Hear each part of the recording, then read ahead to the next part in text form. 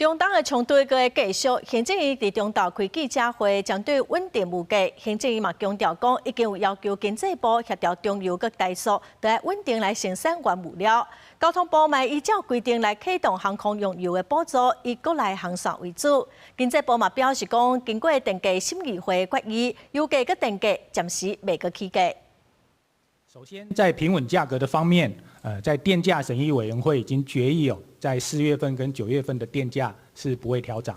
另外，在汽柴油的部分呢，本週也不會調漲。在這個桶裝瓦斯還有民生用的天然氣，這4月份也不調漲。